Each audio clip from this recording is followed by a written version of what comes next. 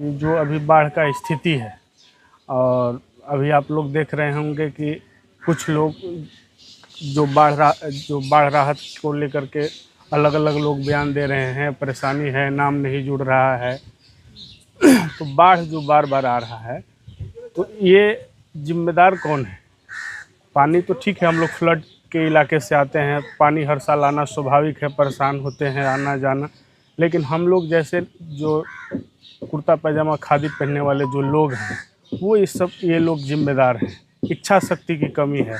7,000 रुपया को लेकर के मारा मारी चल रहा है। लेकिन आप लोगों को हम बता दें कि हम लोग का जो क्षेत्र है, बड़हरा का जो इलाका है, इतना समृद्ध इलाका था कि पहले के लोग इसी खेती से, इसी इलाके से लोग मैंने क्विंटल के क्विंटल अन्न को उपजा करके और अपने घर परिवार शादी करना, खेत खरीदना, घर परिवार शादी ब्याह करना, मैंने तमाम जो भी उत्सव का काम होता था सब लोग करते थे। लेकिन ये स्थिति आ गया है, हम देख रहे हैं कि 7,000 रुपया को लेकर के कि मेरे खाते में पैसा नहीं आया, उनका नाम कट गया, उनका जुड़ गया, और हाहाकार मचा हुआ है। आप सोचिए कि एक परिवार में 7,000 रुपये को लेकर के फॉर्म भरा जा रहा है, मारा मारी हो रहा है। लेकिन आप एक घर में कितने हज़ार का नुकसान हो रहा है। आप सोचिए कि उस इलाके में जैसे फसल जो होता था, मक्का होता था, या फिर पहले के समय में चना होता था, अरहर होता था, गेहूं, अभी एक फसल सिर्फ एक गेहूं हो रहा है। तो इसका जिम्मेदार कौन है? ये जो उपज था वो उपज कहाँ चला गया? तो हम लाखों रुपया, आप सोचिए कि हज़ारों एकड़ एक पंचायत में ज़मीन होता है, उस हज़ारों एकड़ का जो ज़मीन है, आप उसको कैलकुलेट करेंगे मैथ के हिसाब से, तो आप देखेंगे कि अरहर का अलग पैसा, चने का अलग पैसा, गेहूं का अलग पैसा, मक्का का अलग पैसा। ये जो किसान का नुकसान हो रहा है, इस पे किसी का ध्यान नहीं। तो क्या बाढ़ के लिए समुचित और उचित व्यवस्था होना चाहिए कि नहीं होना चाहिए? बाढ़ में जो लोग, ये बांध कहीं कटा हुआ है, कहीं परेशान है, तो इसके लिए अलग से कोई प्रबंध होना चाहिए कि नहीं होना चाहिए? जो लंबे समय से यहाँ के प्रतिनिधित्व कर रहे हैं, उनकी इच्छा शक्ति की कमी, और जो नेता हैं चुनाव के समय में हम ये कर दिए, वो कर दिए, तो ये लोग जो जिम्मेदार हैं, जो पहले वर्षों से हज़ारों एकड़ ज़मीन में जो फसल उगता था, हज़ारों क्विंटल, और जो नुकसान हुआ किसान का, इसका भरपाई कौन करेगा? और आप जो साथी, मीडिया के जो साथी हैं, आप सबसे निवेदन करेंगे कि आप लोग पूछिए कि वो जो फसल होता था, जो उपज होता था, वो कहाँ चला गया? ये कौन लेकर चला गया? इस धरती से उपज गया कहाँ? और 7,000 को लेकर के मारा मारी हो रहा है। किसान इस स्थिति और इस बदहाली में आ गया, इसका जिम्मेदार कौन है? ये प्रश्न करने के लिए हम आप सबको इकट्ठा किए। आप बताइए, जिम्मेवार लोग कौन है? हम तो ये मानते हैं कि जो जनप्रतिनिधि हैं, जो लंबे आरोप लगा रहे हैं, खादी जो पहनते हैं उन पे आरोप हाँ बिल्कुल आरोप लगा रहे हैं। हम भी खादी पहने हैं। तो जो खादी पहनने वाले लोग हैं, जो जनप्रतिनिधि हैं, जो लंबे समय से एक ही परिवार का इस क्षेत्र में कब्जा रहा है वर्षों से, कभी उनके पिताजी, कभी वो, और एक आध दो बार छोड़ दें किसी और को, तो वो लोग जवाब उनको देना चाहिए कि आज इतने लंबे समय के बाद, आज़ादी के बाद 70-80 वर्ष हो गया, ये मेरा उपज गया कहाँ? ये जो किसान बदहाली में जो जी रहे हैं, 7,000 रुपया के लिए मारामारी कर रहे हैं, ये कारण क्यों है? ये क्या हो गया? उनको बताना चाहिए। और हम समझते हैं कि उनकी इच्छा शक्ति की कमी जो रही, इसके कारण ये बदहाली है। ये तो हर साल की समस्या है। नहीं, हर साल की समस्या जरूर है। हमने वही कहा कि इच्छा शक्ति जगाने की ज़रूरत है। बाढ़ को हम लोग उचित व्यवस्था कर सकते थे। यहाँ डैम बना करके, दक्षिण में सुखाड़ है, इस पानी को हम लोग दक्षिण लेकर के जा सकते थे। उधर के किसान को भी फायदा होता और हमारे लोगों को भी फायदा होता। तो ये काम हो सकता था कि नहीं हो सकता है? 2016 में बाढ़ आया था, उसके बाद सर्वे टीम दिल्ली से आई थी। बाढ़ की जो आपने बात करी और बांध की जो बात की कि बाढ़ की मरम्मत की जाए, लेकिन सर्वे टीम ने जो सर्वे किया था बांध बांधने की, उस पर उन्होंने अपना हस्तक्षेप हटा दिया था कि बांध नहीं बना जा सकता, जिससे कई गांव तबाह हो जाएंगे। नहीं, बांध नहीं बना जा सकता है, लेकिन एक नहर बन तो सकती है, डैम तो बन सकता है। उत्तरी बिहार में जैसे हम लोग के जन स्वराज पार्टी के जो नेता हैं, आदरणीय प्रशांत किशोर जी ने, उन्होंने कहा कि उत्तरी बिहार का पानी हो या कहीं का पानी, बिहार का एक हम लोग कैनाल बनाएंगे और उस पानी को दक्षिण की ओर ले जाएंगे जहाँ सुखाड़ है। तो ये काम तो पहले की जो सरकार है या अब की सरकार है, उनको करने की ज़रूरत थी। पहले स्थानीय विधायक का कहना है कि नदी किनारे रहिएगा तो बाढ़ को झेलना पड़ेगा। नहीं तो इसका मतलब कि नदी तो पूरे बिहार में अति 2/3 तो पानी है, तो क्या करेंगे? उत्तरी बिहार पूरा पानी से भरा हुआ है, तो उसमें विकास नहीं होगा। और राज्यों में जहाँ पानी है वहाँ विकास हुआ है कि नहीं? वहाँ जाना चाहिए कि नहीं जाना चाहिए? और जगह पानी आता है कि नहीं? दूसरे कंट्री में भी पानी आता है कि नहीं? इसका उदाहरण तो प्रशांत किशोर जी देते ही हैं। तो उसका अध्ययन होना चाहिए कि नहीं होना चाहिए? यहाँ का फ्लड के लोगों को नहीं, बिहार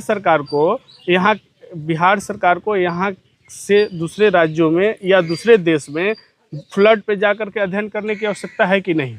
जो वहाँ की फ्लड की व्यवस्था है, चाइना में भी इस तरह की व्यवस्था है, प्रशांत किशोर जी ने बोला। तो क्या यहाँ की सरकार, यहाँ के लोग जा नहीं सकते हैं प्रतिनिधि कि वहाँ क्या व्यवस्था है? वहाँ हमारे यहाँ हो सकता है कि नहीं हो सकता है? करना चाहिए कि नहीं करना चाहिए? इस पे सरकार ने क्या किया?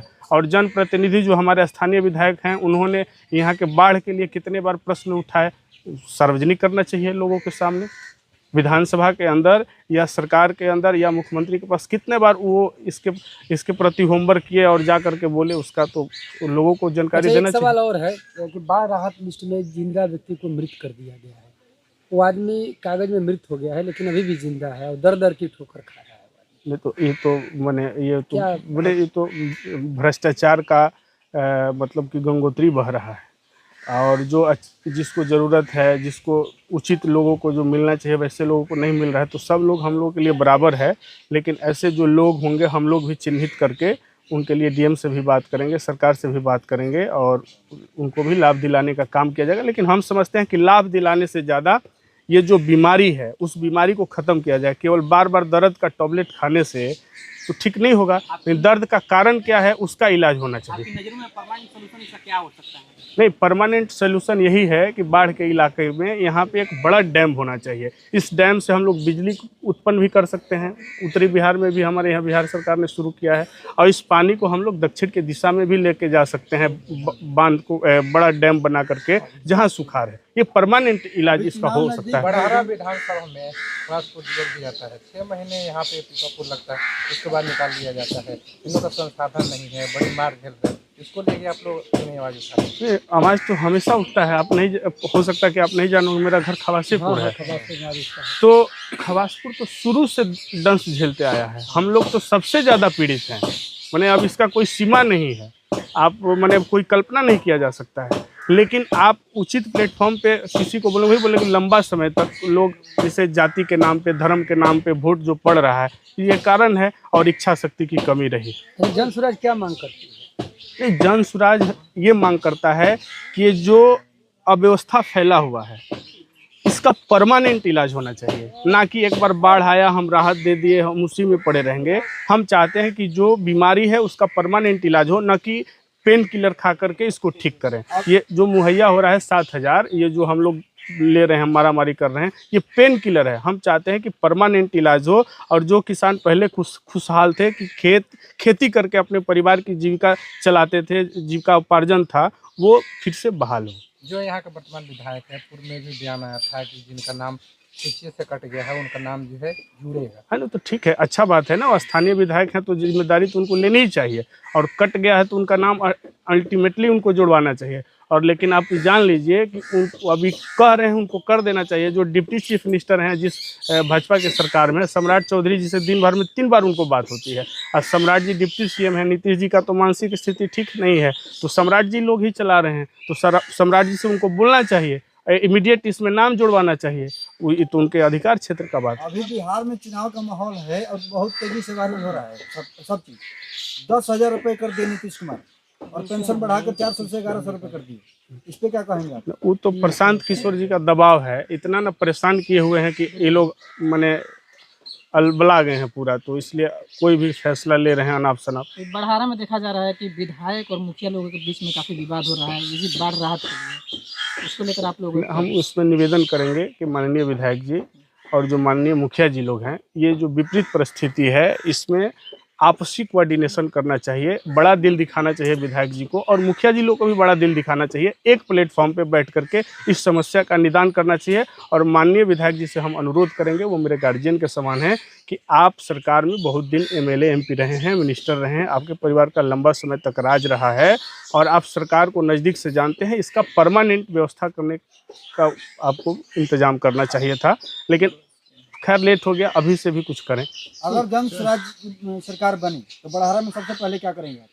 देखिए, बड़हरा में तो बहुत सारा दुर्गति है, हमने आपको बताया। बड़हरा में सबसे तो परमानेंट इलाज होना चाहिए बाढ़ का, जो हर साल हम लोग झेलते हैं। दूसरा, किसान का जो मामला है, हम जो आपको बताएं। तीसरा है जो इस बाढ़ की स्थिति में स्वास्थ्य का, जो लोग हर जगह डॉक्टर डिफ्यूट हैं, कोई आता नहीं है।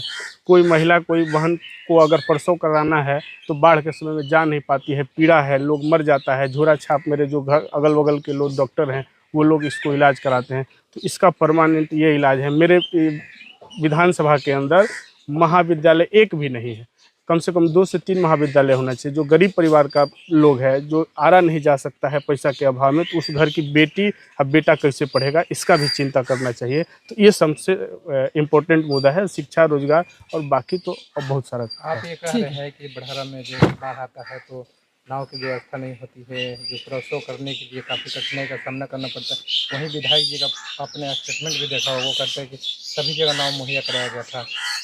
मैम, उनको अब गार्जियन हम कुछ नहीं बोलेंगे। लिमिटेड नाव है, आप गिन करके हाथ पे काउंट कर लेंगे कि नाव कितना है, ब्लॉक कितना है, गांव कितना है। बड़ी जो नावें हैं वो नदी में चल सकती हैं, लेकिन आप छोटा छोटा जो नाव है, जो आपको गांव से रोड तक पहुंचाएगा, उसके लिए छोटी ये डेंगी नाव की आवश्यकता होती है। तो कितनी डेंगी नाव है, आप कितना लोगों को दे सकते हैं? किसको बेवकूफ़ बना रहे हैं? कहाँ है? हम आप बताइए दिखा करके। कहीं भी पूरे बड़हरा में घूमिए, कितना डेंगी है। यहाँ हमारे मलाह भाई लोग हैं, पूछिए कितना डेंगी है, कितना लोग नाव दे सकते हैं। तो ये बेकार की बात है। अब जो व्यवस्था लिमिटेड है उसी में कहीं कहीं लोग जा रहे हैं। एक नाव एक पंचायत कवर कर रहा है। हमारे खबासपुर पंचायत 18 गो टोला है, 40-50 हज़ार की आबादी है। वहाँ 5 गो नाव दे देंगे, अब क्या होगा वहाँ? उससे क्या हो सकता है? जो भी गाँव थे, कम्युनिटी किचन भी चालू किया गया था। कम्युनिटी किचन तो ये तो आपदा में चलाना ही चाहिए। ये कोई कृपा थोड़ी हो रहा है, ये तो चलाना ही चाहिए, और समाज सेवी लोग भी चला रहे हैं। तो कम्युनिटी किचन चलाने से निदान थोड़ी होगा, परमानेंट इसका इलाज होना चाहिए। यही हम बार बार आप लोगों से बता रहे कह रहे हैं।